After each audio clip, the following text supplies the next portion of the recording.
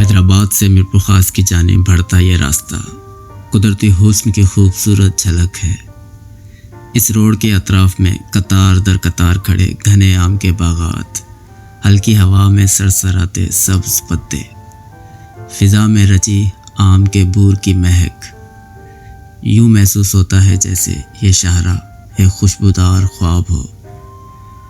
आज हम इसी दिल आवेज रास्ते पर सफ़र करते हुए हैदराबाद शहर से तकरीबन 18 किलोमीटर दूर बसे एक छोटे से शहर टंडोजाम जा रहे हैं। टंडोजाम सिंध का वो इलाका जो अपनी ज़रख़ेज़ ज़मीन के साथ साथ पाकिस्तान की एक नामवर ज़रे यूनिवर्सिटी के सबब भी पहचाना जाता है। वो ज़रे यूनिवर्सिटी जो इल्म के मुतलाशी नौजवानों को मिट्टी से सोना उगाने के गुर सिखाती है। मगर टंडोजाम की कहानी सिर्फ यूनिवर्सिटी पर ख़त्म नहीं होती। यहाँ के बाज़ारों में ज़िंदगी की रवानी, कदीम गलियों में माजी की बाज़गश्त और तारीख़ी रेलवे स्टेशन की दीवारों पर वक्त की खामोश तहरीरें सब मिलकर एक अनोखा मंजर तख्लीक करती हैं। आइए आज आपको लिए चलते हैं सिंध के एक छोटे लेकिन खूबसूरत और पुरसुकून शहर टंडोजाम के सफ़र पर।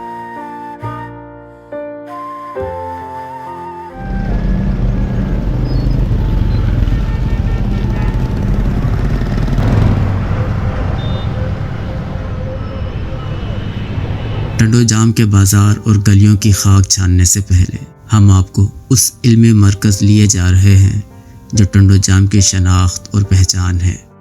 मौजूदा सिंध ज़रे यूनिवर्सिटी की इब्तदा क़याम पाकिस्तान से कबल सन 1939 में सकरन के मकाम पर कायम किए जाने वाले ज़रई कॉलेज से हुई थी, जिसका नाम king George institute of agriculture रखा गया था। फिर 1955 में गवर्नमेंट ऑफ सिंध ने इस कॉलेज को टंडोजाम मुंतकिल कर दिया और सन 1977 में इस कॉलेज को यूनिवर्सिटी का दर्जा दे दिया गया। सिंध ज़रे यूनिवर्सिटी में कुल 5 फैकल्टीज़ हैं, जिनमें से एक फैकल्टी ऑफ क्रॉप प्रोडक्शन है, जहां इस वक्त हम मौजूद हैं।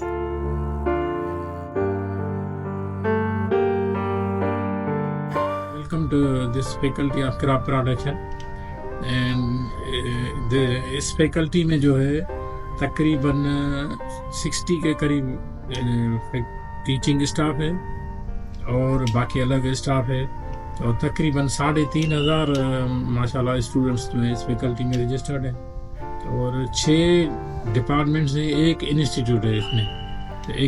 Department of agronomy, horticulture, soil science, plant breeding, genetics, plant biotechnology and crop physiology, ये हमारे डिपार्टमेंट है। इंस्टीट्यूट जो है वो फूड साइंस एंड टेक्नोलॉजी है। तो इसमें ये कोर जो एग्रीकल्चर के कोर्सेज हैं वो इस फैकल्टी में है और यहाँ से जो हमारे बच्चे फारिग होते हैं तकरीबन वो जॉब में लग जाते हैं।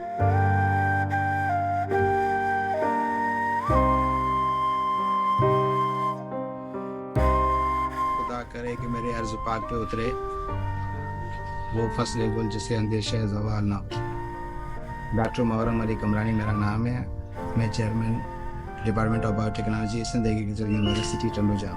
हमारे एग्रीकल्चर यूनिवर्सिटी से जो यहाँ से जो तलबा निकलते हैं, जो साइंटिस्ट निकलते हैं, उन्होंने न सिर्फ सिंध बल्कि मुल्क न बल्कि आलमी तौर पे बहुत बड़े नाम पैदा किए हुए हैं। उनमें से हमारे साइंटिस्ट जो है ना, यहाँ पे करम खान कलेरी हैं, जिनकी कई अजनास हैं गंदम की, जिनकी वजह से आज हमारा वतन अजीज़ गंदम की में खुद कफ़ील, न सिर्फ खुद कफ़ील है बल्कि हम एक्सपोर्ट के काबिल भी हैं।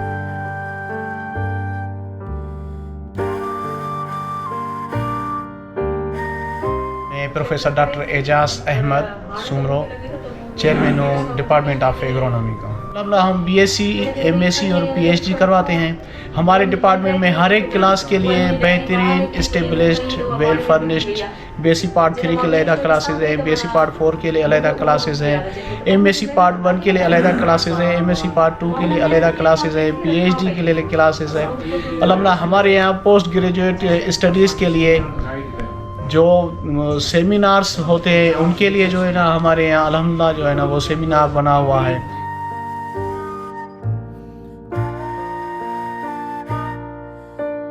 नाम डॉक्टर आसिफ अली कलेरी और मैं यहाँ पे एग्रोनॉमी में टीचर हूँ। तो ये हमारा एक म्यूज़ियम बना हुआ है एग्रोनॉमी का। तो इसमें जितने भी आप मटेरियल देख रहे हैं हमने कोशिश यही की है कि जितने भी एग्रोनॉमी से रिलेटेड चीज़ें हैं वो यहाँ पे अवेलेबल है।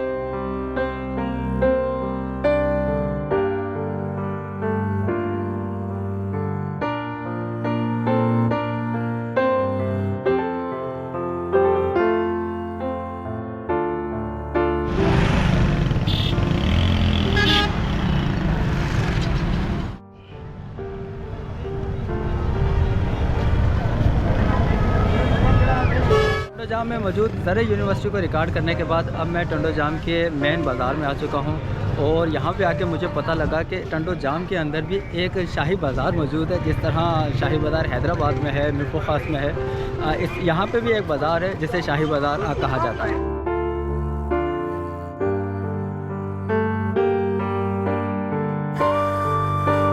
सिंध ज़रे यूनिवर्सिटी को सरसरी तौर पर रिकॉर्ड करने के बाद हम इस वक्त टंडो जाम के मरकज़ी बाज़ार में मौजूद हैं। हमारी मालूमात के मुताबिक टंडो जाम के शाही बाज़ार में पार्टीशन से कब्ल की कुछ शानदार हवेलियाँ आज भी मौजूद हैं जो अहद रफ्ता की याद ताज़ा करती है। ये पुरानी इमारतों से हमारा इश्क ही है जो हमें माजी के उन दरो दीवार की जानिब खींचे लिए जा रहा है। जिस तरह हैदराबाद में आपको इस तरह बहुत सारी इमारतें देखने को मिलती हैं, तो इस तरह की कुछ हवेलियाँ, कुछ इमारतें यहाँ पर भी मौजूद हैं टंडो जाम में और उन्हीं की तलाश मैं इस वक्त कर रहा हूँ। शाही बाज़ार में पुरानी इमारतों को तलाश करते करते हम एक सादा लेकिन पुरखुलूस शख्स से जा मिले और उनसे मिलते ही हमें यूँ महसूस हुआ जैसे हमारी तलाश इख्तिताम को जा पहुँची हो। पाकिस्तान के पार्टीशन से पहले जो है यही मेन बाज़ार जो है वो रिहाइश भी थी और जो है कारोबारी हिसाब किताब से भी जो है ना दुकानें यहीं थी और चारों तरफ जो है ना कोई आबादी नहीं। अच्छा, अब आप जो है नज़र दौड़ाएंगे पूरे टंडो जाम में चारों तरफ जो है वो आपको जो है ना एक प्लाट भी खाली नहीं मिलेगा, हर जगह बाज़ार है जी। अब यहाँ से पार्टीशन होने के बाद जो है क्लेम में जो हिंदू थे उनको वहाँ जगह मिल गई, जो वहाँ से जो हिजरत करके आए हैं उनको क्लेम में जो जगह मिली है। अब आप ऐसे करेंगे, ये वाली बिल्डिंग थी अभी तो ये जो है वो तोड़ दी है, जैसे इसके बराबर वाली बिल्डिंग थी ये भी जो है ना पार्टीशन से पहले की थी। ये दुकान है, इससे आगे आप जाएंगे ये परचून वाली दुकान है ना, यहाँ हवेली की बात कर जाते हैं, ये 1940 की है। अच्छा, अभी तक जो है उसी कंडीशन में ही है। सही सही। इसके बराबर वाली जो है ये वाली बिल्डिंग भी इसके साथ ही थी। अच्छा, ये तो माशाल्लाह अच्छी हालत में दिखने में नजर आ रही जो है ना है। ये बरसात की वजह से 1 महीने तक बरसात चली ना, उसकी वजह से जो है छत छत इसकी डैमेज हो गई थी, नहीं तो हो गई। बिल्कुल अंदर बिल्कुल साफ सुथरी है। हाँ हाँ हाँ, इससे आगे जाएंगे आपको परचून की दुकान नजर आ रही है आपको, जी जी। ये जो है पूरी बिल्डिंग है वैसी की वैसी हालत में 1936 ये बिल्डिंग हो गई। क्या बात है, ज़बरदस्त। ये 1978 की बनी हुई है। सही है, ये दुकान है, ये जो है ये पाकिस्तान बनने से पहले की है सब। ये बिल्डिंग ये यहाँ से लेके पीछे जो है ना वो रास्ते तक जो है ना ये भी पाकिस्तान बनने से पहले की। अच्छा, ये बिल्कुल पूरी बिल्कुल, बिल्डिंग एक ही है, यहाँ हवेली बोलते हैं। ज़बरदस्त तो ज़बरदस्त। यहाँ से लेके और आप वहाँ तक चले जाए तकरीबन जो है ना वो इसमें 100-150 जो है ना अफराद जो है ना रहते हैं इस हवेली के अंदर। जी, जी। अभी भी 100-150 ये फैमिलीज अलग- रहती ये हैं। पोर्शन अलग है, ये भी इससे पीछे वाला पोर्शन अलग है। इसके बाद आप ये आ जाए यहाँ, ये वाला मकान था ये भी पुराना था लेकिन वो ये खस्ता हालत की वजह से गिरा दिया। तोड़ देगा। ऐसे ही बिल्डिंग एक और आपको देखनी है तो खड्डूमल बिल्डिंग में ले जाओ इनको। वो नज़दीक है यहाँ से। यहाँ से आप ऐसे जाएंगे मच्छी मार्केट से तो सामने ही आपको नजर आएगा। मैं इस भाई के खुलूस से बहुत मुतासिर हुआ हूँ। इनसे मैंने एक सवाल किया था पुरानी इमारतों के हवाले से, और सर अपने चप्पल भी नहीं इन्होंने पहनी है। देखिए बिल्कुल मेरे साथ चलते हुए आए। सर सलाम है, बहुत शुक्रिया मैंने सर, कोई आपका मसला बहुत नहीं शुक्रिया, भाई। बहुत शुक्रिया सर, बहुत शुक्रिया, आपकी मदद हो जाए इससे अच्छी बड़ी बहुत बात शुक्रिया, क्या बहुत होगी। शुक्रिया। मेरी तलाश जो है उसका इख्तिताम हुआ है और शाही बाज़ार के अंदर ही मुझे इस तरह की कई इमारतें, आलीशान हवेलियाँ देखने को मिली हैं जो कि पार्टीशन से कब्ल की हैं, उसी तर्ज़ की जिस तरह की आपको हैदराबाद में देखने को मिलती हैं। 1-2 लोगों से मेरी बात हुई, उन्होंने बड़ी मोहब्बत से, बड़ी अपनाइयत से सारी तफसील बताई इस बाज़ार के हवाले से, पुरानी इमारतें भी दिखाई। और एक साहब जो मैं अभी आपको दिखा रहा था वो काफ़ी दूर तक मेरे साथ नंगे पाँव चलते रहे मुझे पुरानी इमारतें दिखाने के लिए। अब बहुत पुरखलूस लोग हैं यहाँ के टंडो जाम के, बहुत शुक्रिया इन सब का। तो चलिए आपको कुछ पुरानी इमारतें दिखाते हैं।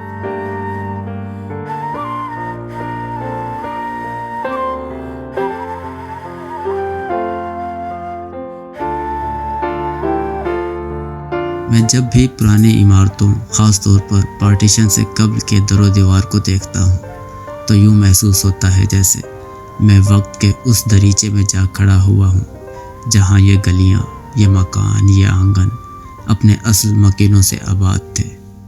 कितने जज्बों, कितनी उम्मीदों से ये आशियाने तामीर किए गए होंगे।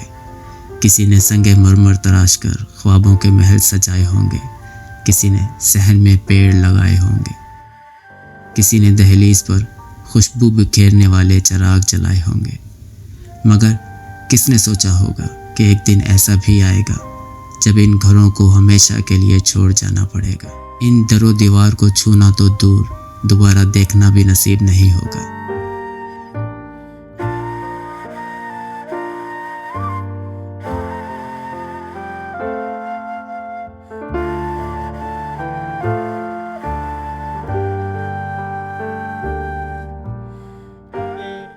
पुरानी शाही बाज़ार काफ़ी हिंदुओं के दौर से, पार्टीशन से पहले भी इतनी सरसब्ज़ और शादाब थी, इतना कारोबार होता था।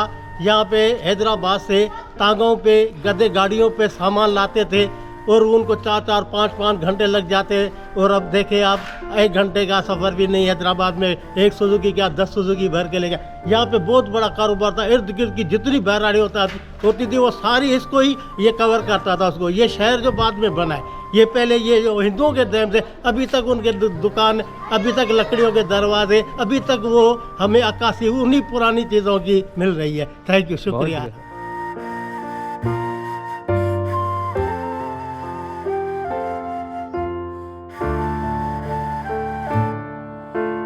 कब से आप मौजूद हैं इस दुकान में? 40 साल तो हो गए, मुझे उम्र 50। 40 साल। ऐसे अच्छा। की ऐसी दुकान में कोई चेंज नहीं। आपने वाकई कोई तब्दीली नहीं की। हाँ, जैसी दुकान मिली थी आपने उसको वैसा ही रखा हुआ है। पहले वालिद साहब थे, उससे पहले हमारे नाना थे। अच्छा, यानी कि तीसरी पीढ़ी इसी दुकान में है, ये आपके पास ये दुकान। अच्छा अच्छा, माशाल्लाह माशाल्लाह। मेन दरवाज़ा देख लें, इसके छत देख लें आप, इसकी दीवारें देख लें, सब सर ये ओरिजिनल हालत में है। सर अब मुझे अभी बता रहे थे कि उन्होंने कोई छेड़छाड़ नहीं की इसके अंदर, कोई तब्दीली नहीं की, जैसे इनको दुकान मिली थी उन्होंने वैसे ही रखी। कोई लोहे का काम नहीं है, सब लकड़ी है। इसमें जो गार्डर लगे हुए हैं ये भी लकड़ी के हैं और टियर के तौर पर भी लकड़ी ही इस्तेमाल की गई है। बिल्कुल। ये पंखा तो यकीनन बात का है। ये तो अपने अभी का, ये तो कई जल लिए इनका तो पंखे बहुत सारे जल गए।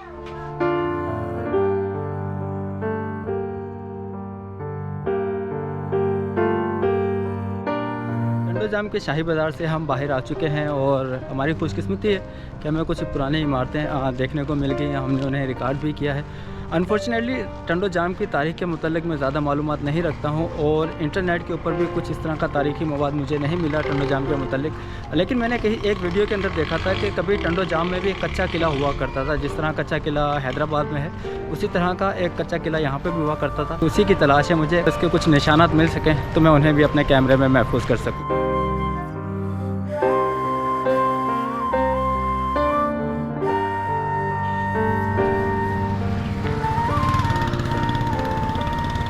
टंडो जाम का वो इलाका है जिसे मीर पाड़ा के नाम से जाना जाता है। मीर जो पाड़ो या मीरों का पाड़ा भी पुकारा जाता है। तो इसी इलाके में कभी कच्चा किला हुआ करता था जो कि अब तो ख़त्म हो चुका है, लेकिन उसके असरात जो हैं, उसकी बाक़ियात जो हैं वो आज भी मौजूद हैं।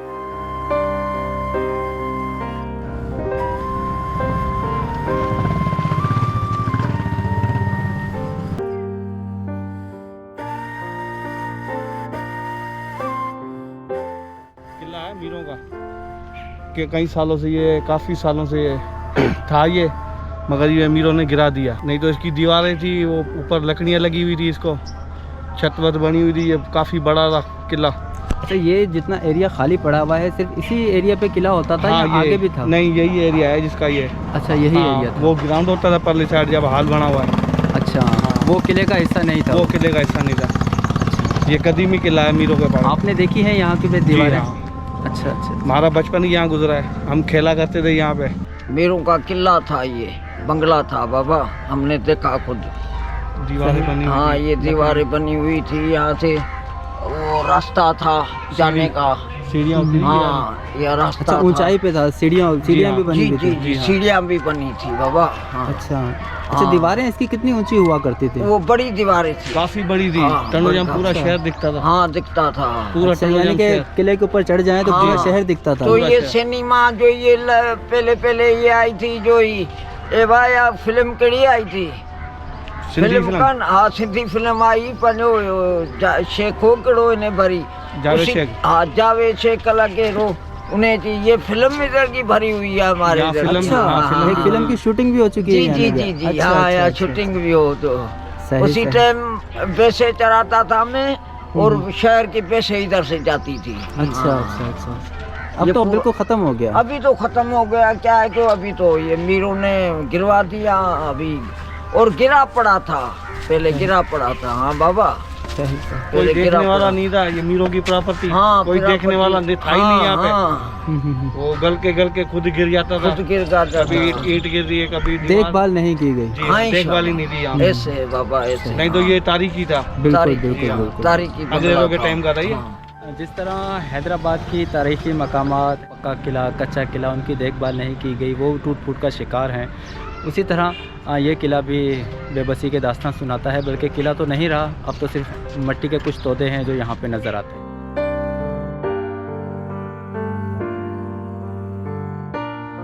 टंडो जाम के मादूम हो जाने वाले किले के निशान रिकॉर्ड करने के बाद अब हम आपको टंडो जाम के तारीखी रेलवे स्टेशन लिए जा रहे हैं। ये रेलवे स्टेशन 18वीं सदी में ब्रिटिश दौरे हुकूमत में तामीर किया गया था। कभी इस स्टेशन पर रोज़ाना 20 से ज़ायद रेलगाड़ियाँ रुका करती थी।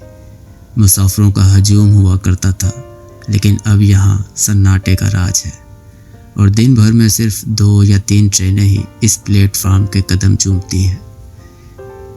ये स्टेशन छोटा ज़रूर है, मगर इस प्लेटफार्म और इन दरो दीवार ने एक ज़माना देखा है।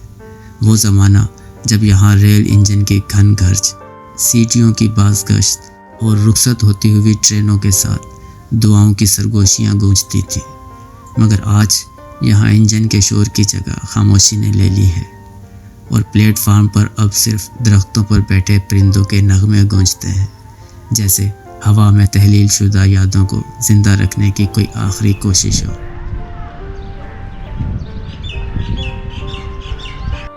टंडो जाम का रेलवे स्टेशन। अभी भी यहाँ पे 2 ट्रेनें चलती हैं। एक मुझे बता रहे हैं कि मीरपुर खास से कराची तक जाती है और फिर दूसरी ट्रेन जो है वो मीरपुर खास से कोटरी तक जाती है।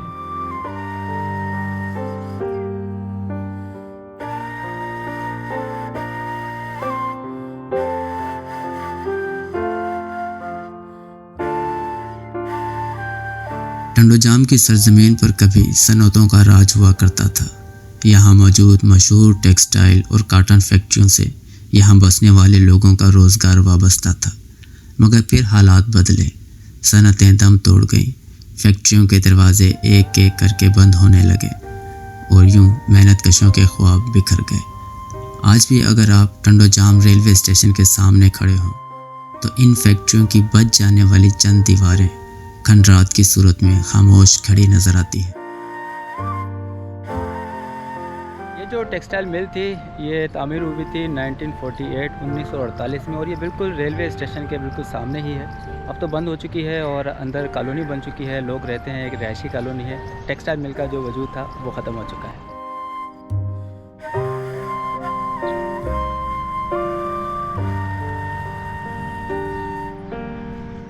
मैं इस वक्त टंडो जाम के ही एक इलाके में मौजूद हूँ और इस इलाके को जाना जाता है कुम्हार पाड़ा के नाम से।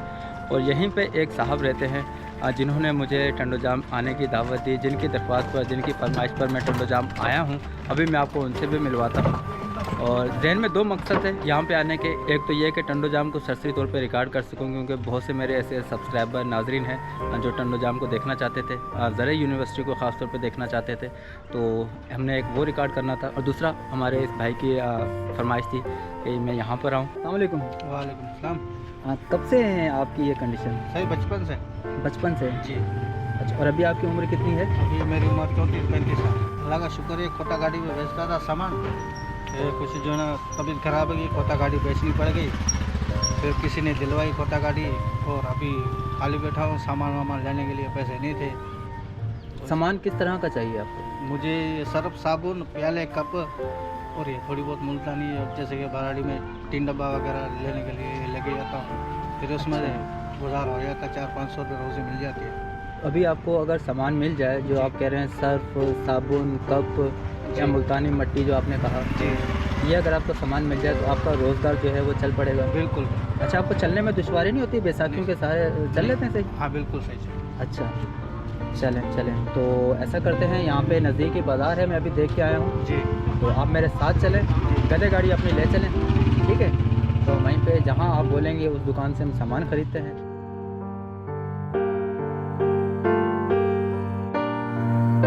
एक टांग से माजूर होने के बावजूद इन्होंने कभी हिम्मत नहीं हारी।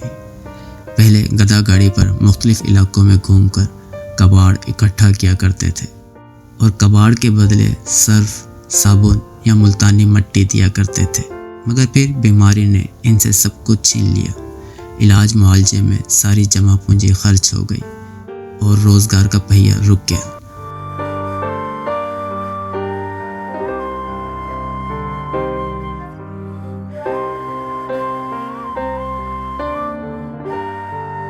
मगर रब की रहमत कभी किसी को बेसहारा नहीं छोड़ती। अमेरिका में मुकीम एक नेक दिल इंसान की मदद से अल्हम्दुलिल्लाह आज हम इनके लिए ज़रूरी सामान ख़रीद रहे हैं ताकि ये दोबारा अपने पैरों पर खड़े हो सकें और अपने बच्चों के लिए रिज़्क़ हलाल कमा सकें।